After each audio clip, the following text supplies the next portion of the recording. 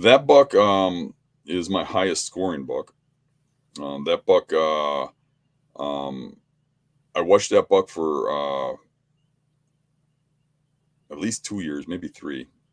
Uh, I remember it was really weird the way I found him. I woke up in the middle of the night in July and was laying with my eyes wide open, not able to sleep, right around the 4th of July when everything was going on, like holiday crap. And everybody was sleeping. And I just got up and went out and glassing, shining, Hmm. ran into that in an area where where I could hunt, but never did. It was just wide open terrain. And I saw him standing out in this field. And I was like, holy crap. This was, a really big, non typical buck. And it ran off. And then the next day I went over and kind of just looked around where he was, looked at his tracks and stuff. And that area, very little cover.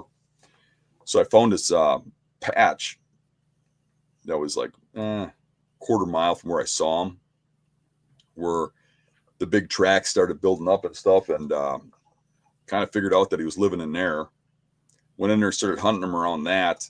And then some local guy was onto that patch too. And he overhunted it, and that deer got kicked out of there. And then I had to relocate it. And by the time I found it, he was probably 3/4 of a mile away in a more timbered section. And he ended up, he was bedding down in a old cow pasture. And there was a human access trail that was like an old logging road or field road that went back out into the woods where you could hunt. And everybody that went out there would go up this road. And he was bedded in a spot where he could watch it from about 75 or 100 yards from that trail on the downwind side. And there was just like one big tree there, one big willow tree. And it had a limb that bent in an arc. And underneath it left like a little cave pocket. And he would bed right in that pocket. And it was one of the few spots where a buck bedded a lot where there was only one bed. And it seemed like if the wind was ever west, he'd come out of there. And the trouble was there's no trees around it. There's not much around it at all.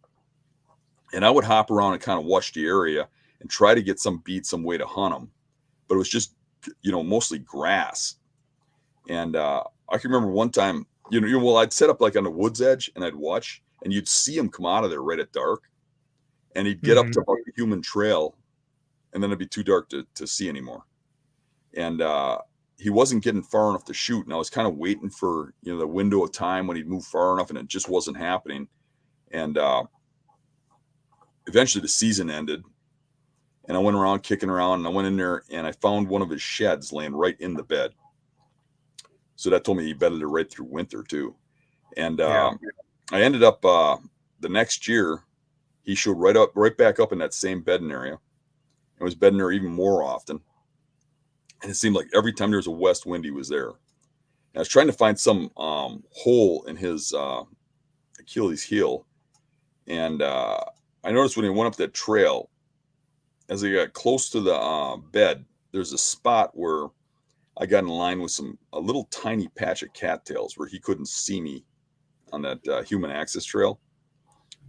So when I got there, that's where all the tracks of him coming out of there crossed that access trail and went up towards crops.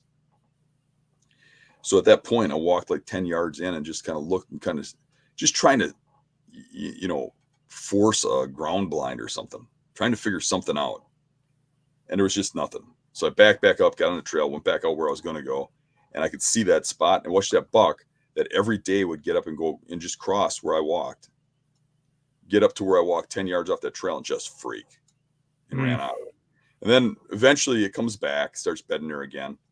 And I devised this plan, like if I ever got this, gun season, the wind to switch to east, I was going to, jump in there when the wind would catch him off guard, because I couldn't figure that thing getting up and moving too far. If the wind was right when he bedded there. And on Right. Thanksgiving Day, we got that. I didn't know it till Thanksgiving Day because I heard something on the news about a front coming in, and I started watching it and saw that the wind was changing. and looked, and it was changing to east, and it was a west wind all morning. And I kind of ruined the whole Thanksgiving dinner and everything by saying I was going hunting. And they were like, "No, you're not." And I'm like, "I am going," because I believe that deer was better there, and I believed he was killable. And I went out there with a plan.